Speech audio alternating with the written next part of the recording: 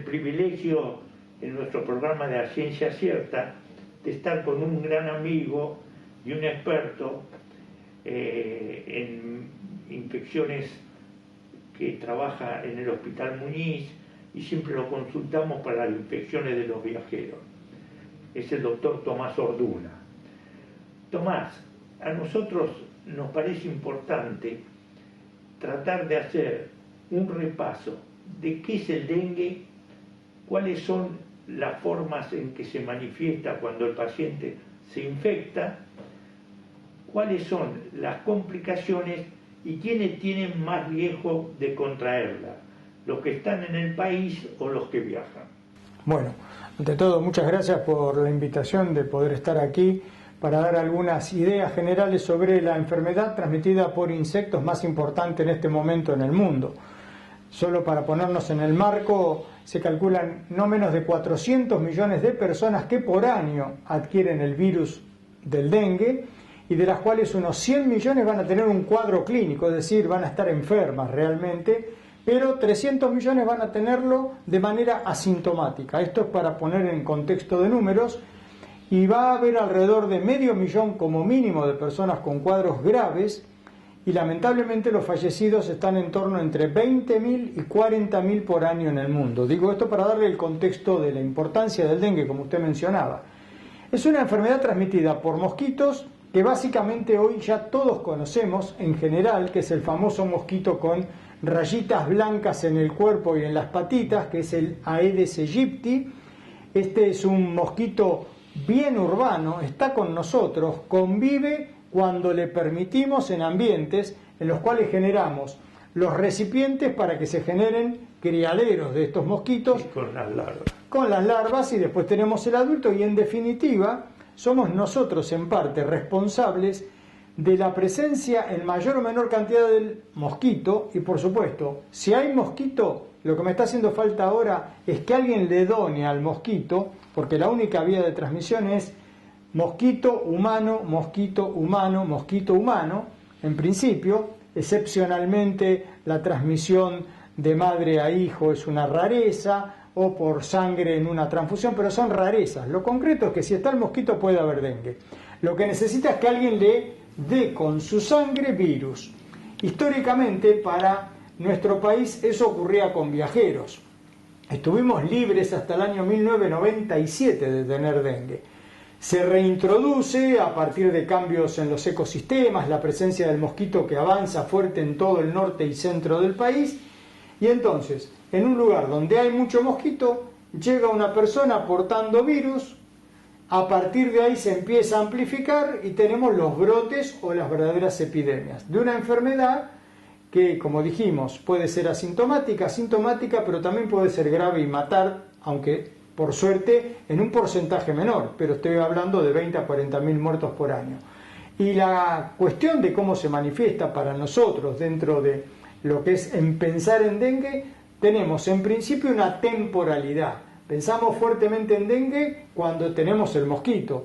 En el área metropolitana, por mencionar donde estamos ahora nosotros, esto se da entre noviembre y fines de mayo.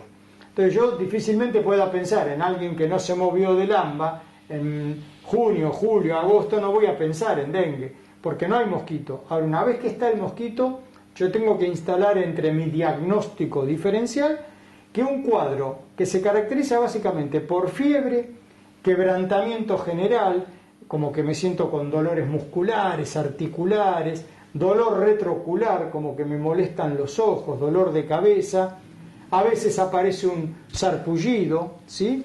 Ese es el cuadro clásico, típico de presentación del dengue. En relación, Tomás, a lo que tú dices, uno siempre se preguntaba si el dengue es una enfermedad que necesita internación o se puede manejar ambulatoriamente. Y yo me acuerdo haber estado en Costa Rica, donde había un número muy importante de dengue, y ellos decían, nosotros no tenemos camas. Y entonces, cuando viene un paciente con dengue, le hacemos un análisis de sangre. Si tiene más de 100.000 plaquetas, lo mandamos a la casa y lo manejamos ambulatoriamente. Es decir, que a mí me parece importante tener presente que en general el manejo puede ser ambulatorio, internación en las formas severas, y que realmente el dengue se produce cíclicamente. Nosotros tuvimos una época muy importante en el 19. De este año, de este siglo ahora, sí, tuvimos el 19-20, fue un año el más poderoso. Sí. ¿Y hoy cómo estamos? Bueno, estamos en plena pandemia de COVID y de alguna manera la pandemia de COVID ha disminuido la incidencia de dengue en el mundo entero. Porque una de las primeras cosas, producto de la necesidad de combatir la pandemia de COVID, ha sido el no movernos. Fronteras cerradas, las personas sin poder salir de sus domicilios o digamos de sus ciudades. En nuestro modelo recién a partir del mes de noviembre pudimos empezar otra vez a movernos hacia afuera o hacia adentro del país. Entonces la disminución del movimiento ha generado en el mundo entero una gran caída en los casos de dengue, y en la contrapartida de lo que usted mencionaba, el verano 19-20 fue el más poderoso, superamos los 100.000 casos en la Argentina, pero justo llegó el COVID y nos confundió un poco, quedamos más pensando en COVID que en dengue, pero fue muy poderoso. Entonces ahora estamos bien. Recién esta semana se diagnosticaron los primeros 6 casos confirmados en lo que se llama la zona del ramal jujeño, en la ciudad de San Pedro, en Jujuy, la zona de Yungas. Sí. Y bueno, ese es un lugar histórico donde en los últimos 23 años, desde que irrumpió, 24 años ya, desde que irrumpió dengue en la Argentina, periódicamente han tenido dengue. O sea que está dentro de lo pensado. Ahora, ¿cómo continuará? No lo sabemos, pero hay que estar alerta. En relación al dengue, yo recuerdo que se decía el dengue como enfermedad no muy importante, pero después había el dengue hemorrágico. Sí. Y el dengue hemorrágico se daba fundamentalmente en las personas que habían tenido un dengue por un serotipo y después hacían por otro serotipo. El dengue hemorrágico, ¿dónde se ve habitualmente? Bueno, la verdad que nosotros en nuestro país hemos tenido suerte de tener pocos casos graves y mucho menos mortales. Antes la clasificación hasta el año 2009 era dengue o dengue hemorrágico, era como dos cosas polares, y a partir del 2009 una nueva clasificación muy inteligente en base a la experiencia fuertemente de América, desde el Caribe, de Cuba, del Brasil, etcétera, permitió ver que es una enfermedad potencialmente evolutiva, no es que paso de A a B y en el medio no hay nada. Entonces se creó esta nueva clasificación que coloca dengue con complicaciones, con signos de alarma, y dengue grave. Y en el dengue grave una subclasificación, el que tiene hemorragias, el que tiene el shock producido por el dengue, y el daño grave de órganos, hígado, cerebro, corazón.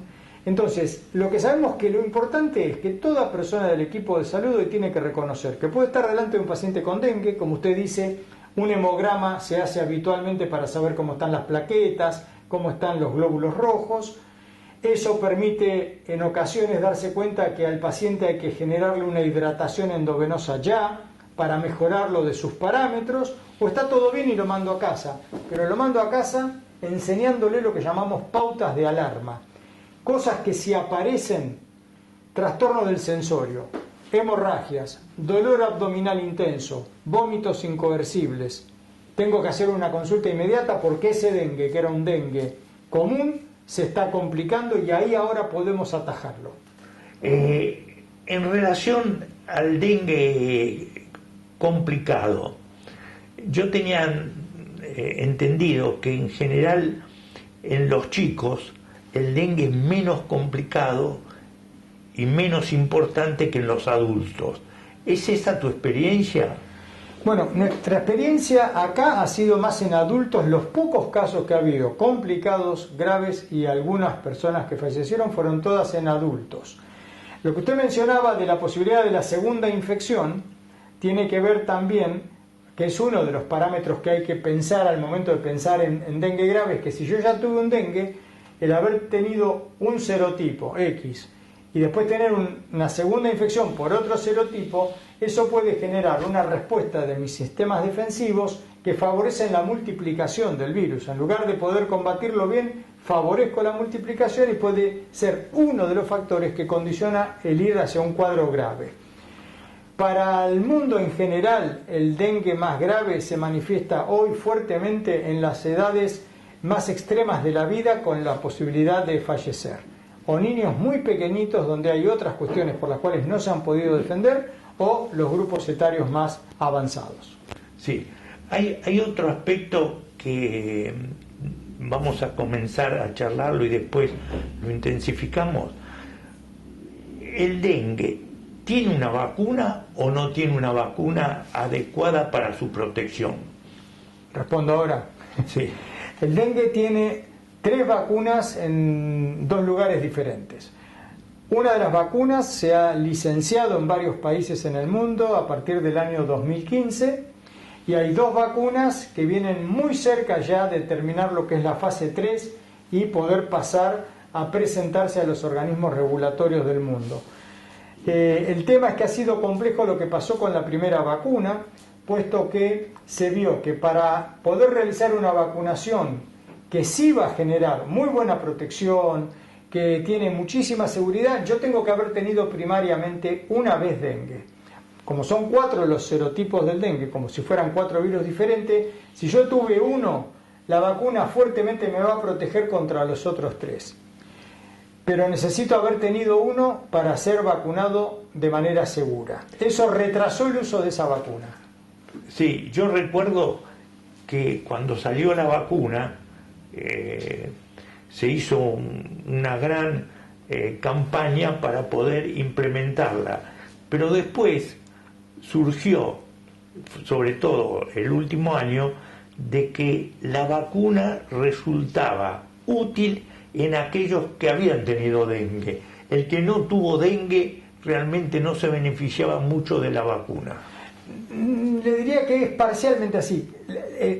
Protege siempre con una mucha mejor respuesta en personas que tuvieron dengue versus los que no tuvieron.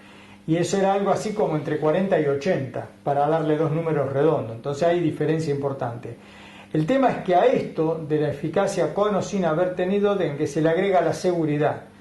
La OMS en el año 2017 ha marcado fuertemente que la vacuna se aconseja y de alguna manera se autoriza, digamos en términos desde lo que la OMS puede indicar, a que sea utilizada en personas con antecedentes de haber tenido dengue confirmadamente, o a partir de una prueba de laboratorio que le diga que tuvo dengue. Exactamente.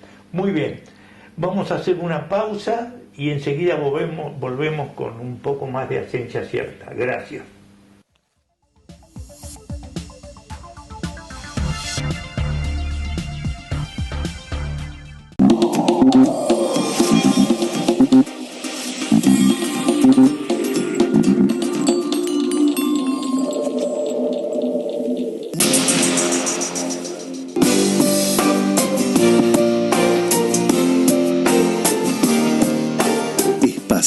Concesionario oficial Volkswagen, número 1 en ventas en Argentina por 16 años consecutivos. www.espasa.com.ar.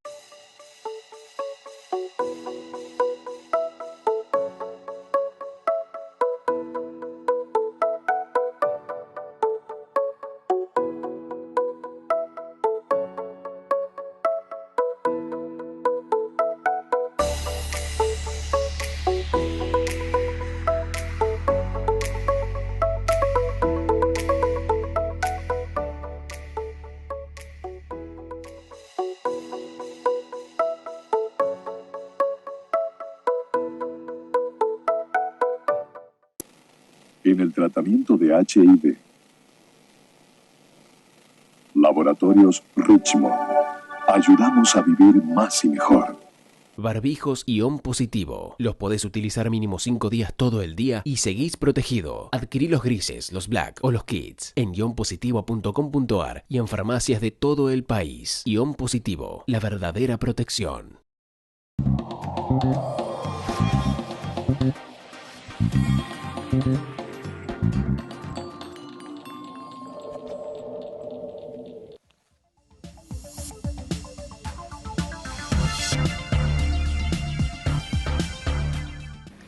Tomás, en relación a las vacunas, Pasteur Mérieux. Sí, la Dengvaxia es la marca comercial que está patentada con ese nombre, sí. ¿Y se autorizó finalmente en la Argentina o no?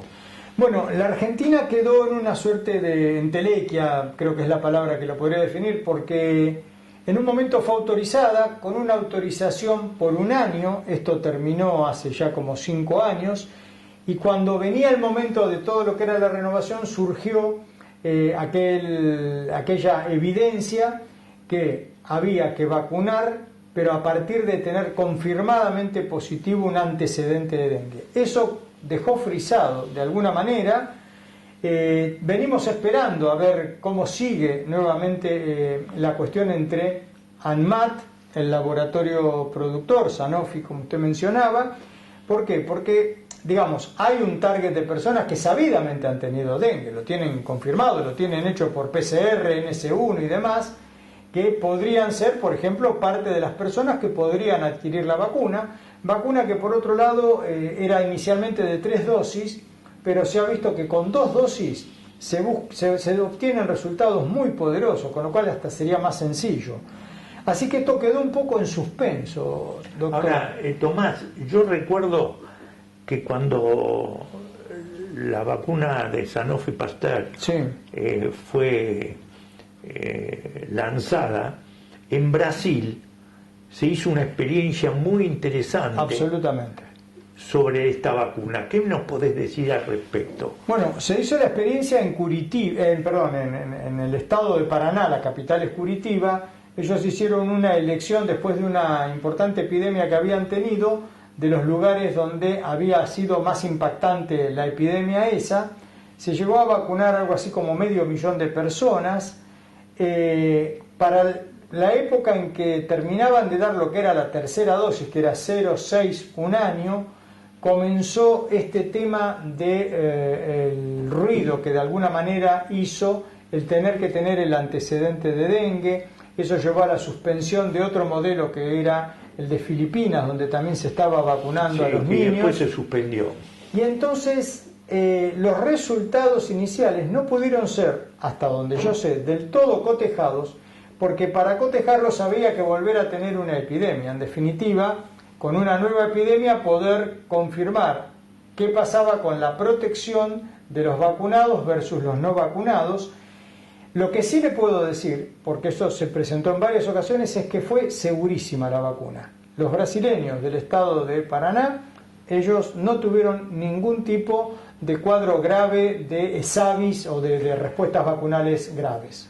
La vacuna, yo recuerdo que cuando se comenzó a aplicar se daba en una edad que no era general, sino se daba de 9 años a 16. Exactamente. ¿Eso siguió? Sí, eso siguió porque el riesgo de menor respuesta por un lado y donde había habido algunos eventos adversos se habían evidenciado en niños de 3 a 5 años, pero las mejores respuestas se lograban de 8 años en adelante. Exacto. Así que quedó, en principio la indicación era de 9 a 16, aunque en muchos países se licenció de 9 a 45 y en algunos de 9 a la eternidad, digamos. Sí, la experiencia de Filipinas, porque fue uno de los países donde la vacuna se comenzó a aplicar en una forma muy importante y después se suspendió. Por el problema y porque aparte hubo una pata de conflictos políticos que tenía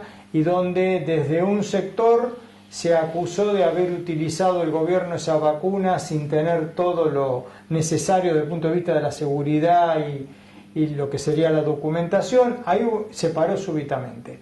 Yo creo que es una vacuna, y están otras dos, como yo mencionaba, que están llegando ya rápidamente, que incluso hasta podrían ser complementarias entre ellas, porque cuando uno mira los 4 serotipos, ve que cada una de las vacunas por ahí genera una mejor respuesta para 2 o 3 y no para los 4. Entonces la complementariedad entre ellas es algo que se ha pensado en un momento a futuro. Seguimos esperándolas con ganas. En la Argentina se dice que el dengue no se ve en el sur, Sí. se ve sobre todo en el norte. Y la otra pregunta es, ¿el dengue es una gripe sin tos? Sí, es una manera de definirlo, sin la vía aérea alta clásica. Es una gripe sin tos. Ahora, la pregunta es real que en la Argentina tenemos por debajo del río Colorado que no hay más dengue? Es verdad, sí. La verdad que en la epidemia del 2019, anterior, digo, la del 9, tuvimos las 3 grandes, fueron 2009, 2016, 2019, 20. En el año 2009, en la epidemia del 2009, que fue la primera grande, que bajó del norte fuerte hacia Rosario, Buenos Aires, etcétera, se llegó a poder hacer aislamiento de Aedes aegypti en Bahía Blanca. De Bahía Blanca, que es la altura del río Colorado, como usted menciona, hacia el sur, hasta el momento, no sabemos qué va a pasar con el cambio climático dentro de 5, 10 o 15 años, hasta el momento, Aedes aegypti, que es condición sine qua non, tiene que haber mosquito, hasta Bahía Blanca, se lo aisló en algunas oportunidades, parecería que no se instaló todavía, pero hasta ahí se lo aisló. Y fue lo que pasó con Montevideo, que nunca había tenido dengue y tuvo un brote en el 2016. Sí, esa es una situación, me parece importante. Respecto al diagnóstico y al tratamiento. El diagnóstico, cuando uno tiene la sospecha de que un paciente pueda tener dengue, nosotros habitualmente le sacamos sangre, le hacemos los estudios serológicos para demostrar si es dengue o no es dengue. ¿Ustedes cómo se manejan en ese sentido, con el laboratorio aplicado al diagnóstico del dengue?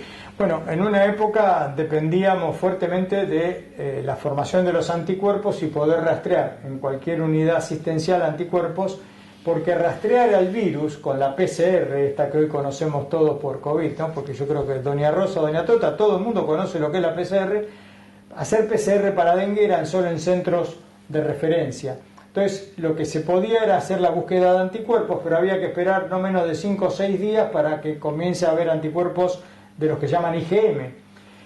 Hubo un hallazgo muy poderoso que fue poder buscar una parte del virus, que es un antígeno, el llamado NS1.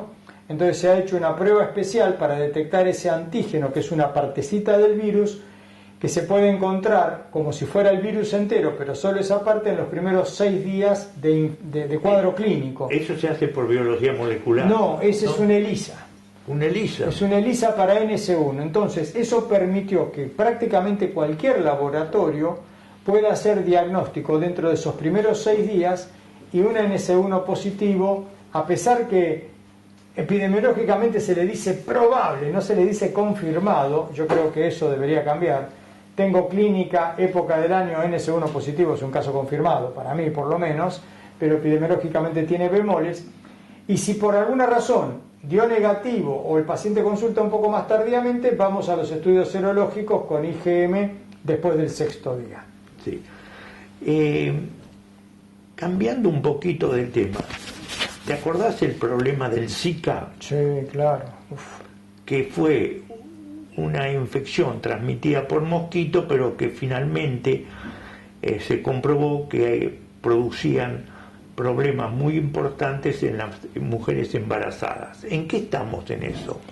Bueno, la verdad que recuerdo año 2015, fue muy terrible ver las imágenes aquellas de los niñitos naciendo con cabezas pequeñas, con microcefalia.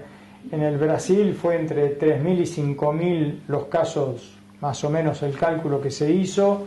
Fue realmente una epidemia de microcefalia, de daño en los bebés, que nacían así, muchos fueron abortados también, por supuesto. Bueno, hay una no explicación clara de por qué Zika hizo una irrupción tan grande. Bueno, llegó a América, llegó a partir de viajeros, se instaló porque había Aedes aegypti, pero después de esos primeros 2 años, 15 y 16, hizo un apagamiento muy poderoso de su presencia. Ha estado circulando en brotes pequeños por diferentes lugares del trópico, Colombia, Caribe, Brasil. Nosotros tuvimos solo 2 mini brotes, uno en Tucumán y uno en Salta, que no tengo una explicación clara, pero por suerte así fue, que no hizo una eclosión, porque nosotros somos, digamos, como población argentina, prácticamente vírgenes de infección por Zika, es decir, que somos susceptibles, pero siendo susceptibles fueron microbrotes. Y hoy, insisto, circula en algunos lugares, como Brasil, Colombia. Nosotros no volvimos a tener casos, pero se hace vigilancia por las dudas. Muy bien, para ir, Tomás, terminando, nosotros estamos con nuestro grupo de la Fundación trabajando mucho en la educación para las maestras, los chicos, etcétera, en el sentido de no facilitar de que el mosquito se multiplique. Perfecto. Y entonces lo que uno traduce y a los chicos les enseña que donde haya recipientes que puedan recibir agua, tenemos que tratar de evitarlos que estén presentes, porque es la forma más importante de controlar la presencia del mosquito. Entonces yo creo que como reflexión final, el dengue es una realidad, nos va a seguir acompañando, y lo que nosotros tenemos que tratar frente a una enfermedad que no tenemos todavía herramientas de prevención muy importantes, disminuir los mosquitos, tratando de evitar de crear sitios donde el agua le facilite la reproducción del mosquito. Absolutamente claro. Tomás, muchísimas gracias. Un gusto. Siempre un privilegio estar contigo. Son nuestros consultores en estos temas y en los de viajeros, así que te agradezco mucho tu presencia. Muchas gracias a usted. Creo que con estas reflexiones tenemos una idea de lo que es el dengue, su prevención y su manejo. Gracias.